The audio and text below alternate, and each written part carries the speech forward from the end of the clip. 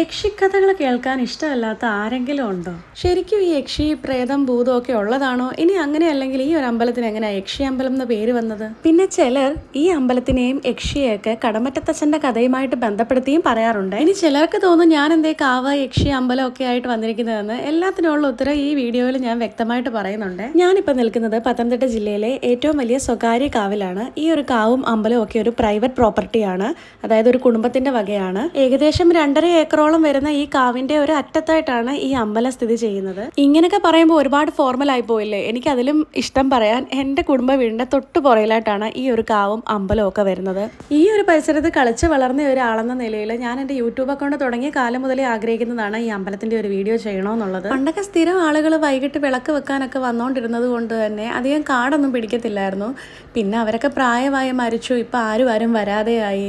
അങ്ങനെ മിക്കവാറും കാട് പിടിച്ച ഒരു അവസ്ഥയിലായിരിക്കും ഈ അമ്പലം എപ്പോഴും. ഈ ഒരു അമ്പലത്തിൽ ഇപ്പോൾ മാസപൂജകൾ മാത്രമാണ് നടക്കുന്നത്. പിന്നെ വർഷത്തിലൊരിക്കൽ തട്ടയിൽ ഒരു പുറത്ത് ദേവീ ക്ഷേത്രത്തിന്റെ പറക്കെഴുന്നള്ളത്ത് ഈ അമ്പലത്തിൽ വരാറുണ്ട്.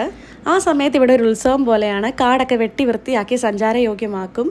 ഞാൻ നാട്ടിൽ വന്ന സമയത്തായിരുന്നു ആ ഒരു പറക്കെഴുന്നള്ളത്ത്. അതുകൊണ്ടാണ് എനിക്ക് ഇവിടെ വരാനായിട്ട് പറ്റിയത്. കാരണം കഴിഞ്ഞ തവണ വന്നപ്പോൾ അത്യാവശ്യം നല്ല കാട് പിടിച്ച് കിടക്കുന്നത് കൊണ്ട് തന്നെ എനിക്ക് ഇങ്ങോട്ട് കയറാനായിട്ട് ഒരു ചെറിയ പേടിയുണ്ടായിരുന്നു. ശരിക്കും ഈ ഒരു കാവിന് ഒരു ചുറ്റുമതിലൊക്കെ കെട്ടി സംരക്ഷിക്കുകയും അതുപോലെ തന്നെ ഈ യക്ഷി അമ്പലത്തിൽ ദിവസം തോറും പൂജാകർമ്മങ്ങൾ നടത്തുകയും ചെയ്യുകയാണെങ്കിൽ നൂറ്റാണ്ടുകൾ പഴക്കമുള്ള ഈ ഒരു പൈതൃക ക്ഷേത്രത്തെ നമ്മുടെ നാടിന് അഭിമാനമായിട്ട് നിലനിർത്താനായിട്ട് സാധിക്കും. അതിലൂടെ തന്നെ ഒരുപാട് ആളുകൾക്ക് ഇവിടോട്ട് എത്തിച്ചേരാനായിട്ട് സാധിക്കുന്നതാണ്. അതിനായിട്ട് ഈ കുടുംബക്കാർക്ക് സാധിക്കട്ടെ എന്ന് ഞാൻ ആത്മാർത്ഥമായിട്ട് ആഗ്രഹിക്കുന്നു. ഇതൊരു ഏഴിലമ്പാലയാണ്. അത് പിന്നെ യക്ഷിയുള്ളിടത്തൊക്കെ പാലമരവും ഉണ്ടാവുമല്ലോ. ഈ മരത്തിന്റെ മുകൾ ഭാഗം എൻ്റെ കുടുംബ വീട്ടിൽ നിന്നാൽ കാണാൻ പറ്റുവേ. പണ്ട് കുഞ്ഞായിരുന്നപ്പം ഇതിൽ ആണി കണ്ടിട്ടുണ്ടെന്നൊക്കെ പറഞ്ഞ് ഞങ്ങൾ അങ്ങോട്ടും ഇങ്ങോട്ടും പറ്റിക്കുമായിരുന്നു. പിന്നെ എൻ്റെ പേരൻസിൻ്റെ അടുത്ത് നിന്നായാലും മറ്റുള്ളവരിൽ നിന്നായാലും ഈ കാവിനെ യക്ഷി അമ്മയെ കുറിച്ച് ഒരുപാട് കഥകൾ ഞാൻ കേട്ടിട്ടുണ്ട്. അതിലൊക്കെ എത്രത്തോളം വാസ്തവം ഉണ്ടെന്നുള്ളത് അറിയില്ലല്ലോ, അതുകൊണ്ടാണ് ഒന്നും ഇവിടെ ഷെയർ ചെയ്യാത്തത്. പിന്നെ ഇതൊരു സർപ്പക്കാവ് കൂടിയാണ്. നിറയെ സർപ്പങ്ങളുണ്ടെന്നാണ് ഞാൻ കേട്ടിട്ടുള്ളത്. ആരെയും അങ്ങനെ ഉപദ്രവിച്ചിട്ടൊന്നും കണ്ടിട്ടില്ല. അങ്ങനെ ആരും ഒരു ദോഷത്തിന് അങ്ങോട്ടും പോവാറില്ല. പന്തളം NSS കോളേജിന്റെ നിർമ്മാണ സമയത്ത് ഇവിടെ നിന്ന് ഒരുപാട് മരങ്ങൾ വെട്ടിക്കൊണ്ട് പോയിട്ടുണ്ടെന്ന് ഇങ്ങനെ കേട്ടിട്ടുണ്ട്. ശരിക്കും ഈ കാവ് വരുന്നത് ഒരു റോഡ് സൈഡിൽ തന്നെയാണ്. അതോ ആ കാണുന്ന ആദ്യത്തേതാണ് എൻ്റെ കുടുംബ വീട്. തുമ്പമൺ അടൂർ റോഡിൽ തുമ്പോണിൽ നിന്ന് 1 കിലോമീറ്റർ അടൂർ റോഡിൽ സഞ്ചരിച്ചാൽ ഈ ഒരു കാവ് നമുക്ക് കാണാവുന്നതാണ്. കാരൂഴിക്കാവ് എന്നാണ് ഇത് അറിയപ്പെടുന്നത്.